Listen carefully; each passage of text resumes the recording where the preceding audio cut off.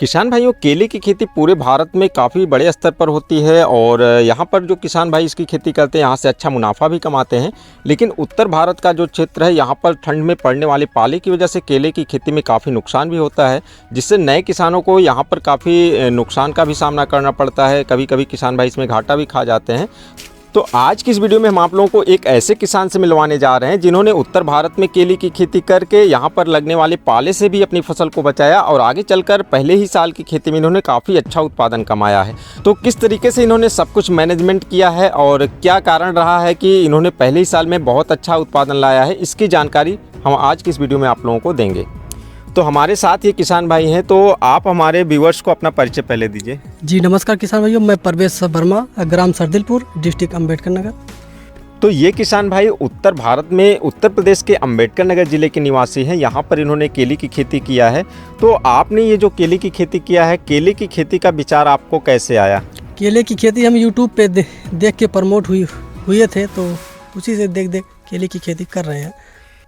तो जैसा कि यहाँ पर आपने केले की खेती किया हुआ है और केले की खेती में आपकी जो पेड़ी है इसको देखकर लग रहा कि आपके जो पहले साल वाली फसल थी वो कितनी अच्छी हुई होगी। तो आपने यहाँ पर जो केले की खेती किया, पाले से बचाव किया, इतनी अच्छी फसल आपकी आई, इसका क्या कारण है? इसका कारण यही था कि हम पहली बार केले की खेती कर रहे थे, तो हमारे बगल में यही देव मौर्या जी हैं, उन्हीं के माध्यम से हम केले की शुरुआत किए थे और पहली बार में ही उत्पादन काफ़ी अच्छा आया था। उन्हीं के मार्गदर्शन में सभी काम यहाँ पर हो रहा था। तो जैसा कि देव मौर्या जी यहाँ पर जो किसान भाइयों को काफ़ी मदद करते हैं, क्या यहाँ पर जो आपने केले की खेती का शुरुआत किया है तो पौधे आपने कहाँ से लिया हुआ था? पौधे बाराबंकी से हम मंगाए थे, तब तक हमारा संपर्क देव भाई से नहीं हो पाया था। तो बाराबंकी की कंपनी से आपने केले के पौधे लिए हैं, तो वहाँ पर बाराबंकी के जो कंपनी है वहाँ से आपको गाइडलाइन मिल रही होगी।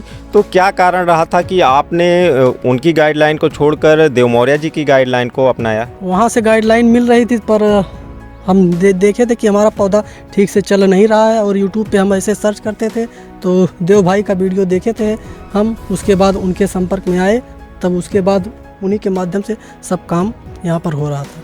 तो जैसा कि देव मौर्या जी का खुद का भी एक नर्सरी है, लेकिन पौधा आपने बाराबंकी से लिया था, तो उन्होंने आपको फिर इसमें सपोर्ट क्यों किया? ऐसा कुछ नहीं है, देव भाई जो भी किसान उनके पास जाते हैं वो भरपूर सहायता करते हैं और उस समय उनके पास एक प्रीमियम सर्विस थी जो हम उनसे लिए थे। तो ये प्रीमियम मेंबरशिप वाला क्या है, इसमें क्या कैसे होता है? इसमें था कि पर प्लांट ₹1 चार्ज था और वो साल भर लगभग आपकी खेती की देख रेख करते थे, जो कमियां होती थी वो बताते थे, आप सब उसको अप्लाई करिए।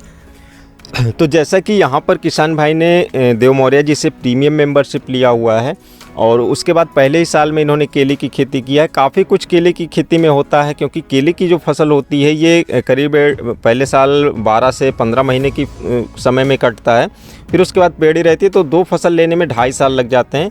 काफ़ी लंबी इसकी प्रक्रिया होती है। तो हर एक चीज़ हम यहाँ पर इस वीडियो में तो नहीं बता सकते हैं, लेकिन जैसा कि किसान भाई ने यहाँ पर जो केले की खेती किया हुआ है इसमें मोटी मोटी जानकारी हम लेने का प्रयास करेंगे।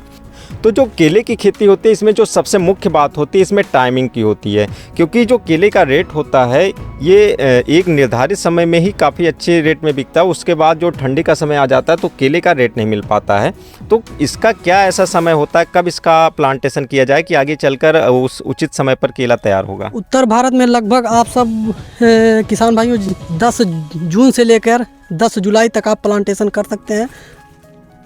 तो किसान भाई जैसा कि बता रहे हैं कि 10 जून से यदि 10 जुलाई के मध्य आप केले का प्लांटेशन करते हैं तो जिस समय आपका केला निकलेगा उस समय केले का उचित रेट आपको मिलेगा। तो जैसा कि प्लांटेशन के बाद आगे चलकर जो नवंबर दिसंबर का महीना आता है वहाँ पर पाला लगने की डर रहता है, और जब पाला लग जाता है, केले के पौधे में पाला लगता है, क्योंकि जो केले का पौधा है इसमें तना नहीं होता, ये पत्तों से ही बना होता है, और एक बार जब इसमें पाला लग जाता है इसके अंदर का गोफा सूख जाता है, तो आगे फरवरी महीने से जब पौधे का ग्रोथ होता है वो 0 से स्टार्ट होता है। आपके खेत में पाला नहीं लगा, बहुत अच्छी आपकी फसल आई, इसका क्या कारण था?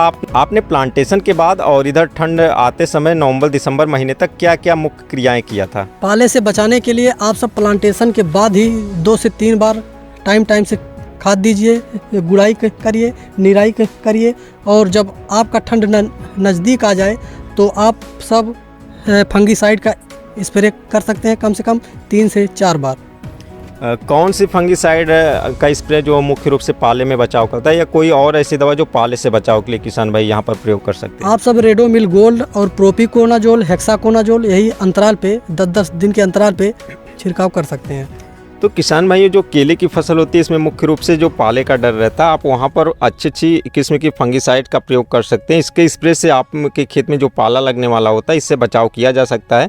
साथ ही आप सल्फर का प्रयोग कर सकते हैं, खेत में गर्माहट देता है उसको आप ज़मीन में भी डाल सकते हैं। तो इन तरीकों का प्रयोग करेंगे तो खेत में पाला नहीं लगेगा। और आप यदि केले को पाले से बचा ले जाते हैं तो आपकी फसल आगे चलकर काफ़ी बेहतरीन होगी। तो जैसा कि आपकी ये पेड़ी की फसल है, तो इसमें क्या समस्या आई थी कि क्या इसमें भी आपने उसी तरीके से स्प्रे किया था जैसे कि पहली बार के जो प्लांटेशन होते हैं, या इसमें पाले का डर नहीं रहता है? नहीं, पेड़ी में सिर्फ आप सबको पाले से ही बचाना है, खाद उतना देना नहीं है, सिर्फ वही पाले का से बचाने के लिए आप सबको फंगिसाइड का प्रयोग करना पड़ता है। तो जैसा कि दिसंबर महीने तक इसका जो मैनेजमेंट होता है पाला ना लगने पाए, इसके बाद का जो समय आता है मौसम में बदलाव आता है और पौधे का ग्रोथ बहुत तेज़ी से होना शुरू हो जाता है, तो उस समय हमें किन बातों का ध्यान रखना चाहिए, कौन सी खाद देना चाहिए और कितने समय पे पानी देना होता है, और आगे चलकर फ्लावरिंग कब आना शुरू हो जाना चाहिए ताकि आगे चलकर हमें केला सही समय पर तैयार मिल जाए? खाद तो आप सबको लास्ट फरवरी से 1 मार्च में देना है और मिट्टी भी लगाना है। और जो घारियाँ निकलने लगेंगी अप्रैल लास्ट से मई लास्ट तक निकलेंगी, और जो घारियाँ मई लास्ट तक निकलेंगी वो सही समय पर बिक्री उसकी होगी और रेट भी काफ़ी अच्छा खासा मिल जाएगा। तो जैसा कि अप्रैल महीने के लास्ट से और जो मई महीने का लास्ट होता है, इस समय के बीच में जो घारियाँ निकलती हैं वो आगे चलकर सही समय पर तैयार होंगी, तो वहाँ पर उसका अच्छा रेट मिलेगा। और इसमें कुछ ऐसी समस्या क्या आती हैं, क्योंकि जैसे कहा जाता है कि यदि केले की जो फसल है एक जैतुआ त्यौहार होता है उससे पहले आती है तो रेट नहीं मिलता है, और आगे चलकर दीपावली के बाद एक छठ पूजा होती है उसके बाद से फिर केले का रेट नहीं मिलता है। तो इसका जो है क्या कारण ऐसा होता है, क्यों नहीं मिलता है? कारण ऐसा है कि मार्केटिंग में बिक्री कम हो जाती है। यही किसान भाइयों को देखना कि हमारा केले का उत्पादन ठीक टाइम पे आए। तो किसान भाइयों, यदि आप केले का उत्पादन जो है, ये जैसा कि आम का सीज़न गर्मी वाला होता है, जब तक आम मंडी में रहेगा, आम फलों का राजा है, तो कोई और फल जो होते हैं उनकी बिक्री डाउन रहेगी। तो केले को हमें तब लाना है जब आम का सीज़न ख़त्म हो जाए, और जो जैतुआ का त्यौहार होता है उसी समय से केले की बिक्री शुरू हो जाती है, और आगे चलकर दीपावली के बाद एक छठ पूजा वाला त्यौहार होता है, और पूर्वांचल में काफ़ी बड़े स्तर पर ये मनाया जाता है, तो वहाँ तक इसकी बिक्री अच्छी होती है। उसके बाद ठंड का मौसम आ जाता है तो केले की बिक्री वहाँ से काफ़ी डाउन हो जाती है, और कभी कभी जो है दिसंबर महीने में ऐसा समय आता है कि 2 रुपये केजी 3 रुपये केजी से भी केले को बिक्री करनी पड़ती है। तो वहाँ से यहाँ पर जो है काफ़ी नुकसान होता है किसान भाई को, लागत भी नहीं निकल पाती है। केले में यदि आप सही समय पे अच्छा उत्पादन लाते हैं तो आप अच्छा यहाँ से कमाई कर सकते हैं। तो जैसा कि आपने टोटल यहाँ पर अच्छा कमाई पिछले साल किया था, कितने क्षेत्र में लगा हुआ है केला और कितनी दूरी पर लगा हुआ है? ये 25 बिस्वा का खेत है जो 6x6 पे लगा है, 900 प्लांट लगे हैं। इतनी खेती में आपने टोटल कितना इन्वेस्ट किया था? पहली साल कितना लागत लगा दिया था? पहली साल लगभग 90,000 लग गए थे। तो 90,000 लागत लगी। तो ये आपका जो खेत है इसकी मिट्टी किस तरीके से है, और इसमें इससे पहले कौन सी खेती होती थी? क्योंकि इससे पहले जो खेती होती थी उसमें कौन सी खाद दी जाती थी, ये काफ़ी मायने रखता है कि खेत पहले से मजबूत था या कमज़ोर था, कैसा था आपका खेत? मिट्टी तो दोमट है, और जहाँ तक खेती की बात है इसमें धान गेहूँ मेंथा ही यही सब परंपरागत वाली खेती हो रही थी।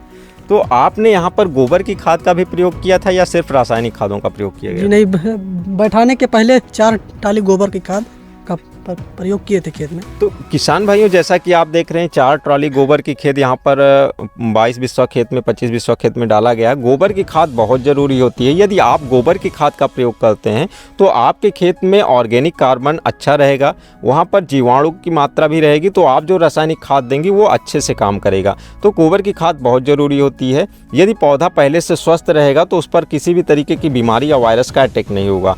ये इनके लिए प्लस पॉइंट था कि यहाँ पर इन्होंने गोबर की खाद का प्रयोग किया था। टोटल 900 पौधे आपने लगाए थे, और यहाँ पर कुछ पौधे अच्छे रहेंगे, कुछ गड़बड़ रहेंगे। तो जो यहाँ पर घार निकली थी, आपने मैक्सिमम कितने केजी की घार लिया था और मिनिमम कितने केजी की घार आपके यहाँ इस प्लॉट में आई थी? मैक्सिमम तो 46 किलो का गया था, और जो सबसे छोटा घाट था वो लगभग 2200 किलो का था।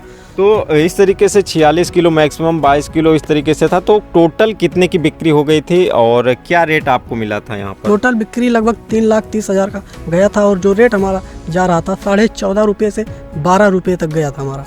तो जैसा कि यहाँ पर 3,30,000 की बिक्री किसान भाई ने किया है, लागत 90,000 बता रहे हैं। तो यहाँ पर जो 25 बिस्वा लगा हुआ इसमें शुद्ध मुनाफा निकालते हैं तो करीब 2,40,000 का यहाँ से मुनाफा निकल कर आ रहा है। तो करीब जो है आपका ये जो केला है लास्ट किस महीने तक कट के ख़त्म हो गया था? नवरात्र तक सब कट के ख़त्म हो गया था। तो जैसा कि यहाँ पर 900 पौधे लगे हैं, इनसे टोटल आपने 3,30,000 की बिक्री की है, 90,000 लागत लगा था, तो टोटल 2,40,000 का आपका यहाँ से मुनाफा हुआ है। आगे आपका क्या विचार है? ये पेड़ी तो आप ले ही रहे हैं, इसके बाद केले की खेती में आपका रुझान है या और भी कोई फसल आप आगे चलकर करने वाले हैं? जी नहीं, केले की खेती बढ़ाना हम जा रहे हैं। 2 बीघे आपकी प्लांटेशन होगा केले की। अच्छा, तो 2 बीघे आप नई फसल लगाएंगे। तो आप देव भाई के साथ जुड़े हुए हैं, उनसे प्रॉपर गाइडेंस मिलती रहती है। तो कोशिश करेंगे इस बार आपकी जो केले की फसल लगेगी उसमें शुरू से लास्ट तक हम आपके हिसाब से जानकारी लें और A to Z सीरीज़ किसान भाइयों के पास लाएं, ताकि वो हर तरीका जान सकें और जान सकें कि देव भाई केले की खेती में किस तरीके से किसानों की मदद करते हैं और कैसा उत्पादन आता है। और यहाँ पर इस समय आप और कौन सी फसल लगा रहे हैं? इस बार मटर की खेती भी हुई है, जो 22 बिस्वा मटर लगाए हुए हैं और जिसकी हार्वेस्टिंग इस समय चल रही है।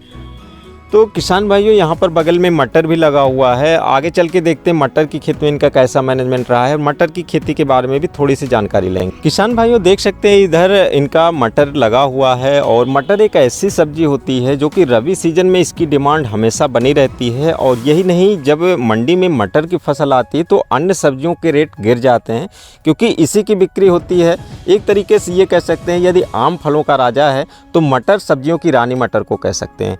मटर जब तक रहता है, कितनी भी मटर आप लगा दें मंडी में, कितनी भी बोरी की बोरी मटर ले जाएं, आपकी बिक्री उसमें कभी प्रभावित नहीं होगी। सस्ता बिक सकता है लेकिन वो पूरा का पूरा बिक जाएगा। तो यहाँ पर किसान भाई ने मटर की खेती किया हुआ है। मटर की खेती के बारे में बहुत डिटेल में हम यहाँ पर जानकारी नहीं लेंगे, तो किसान भाई से हल्की फुल्की जानकारी लेते हैं इसकी खेती का क्या गुणा गणित है।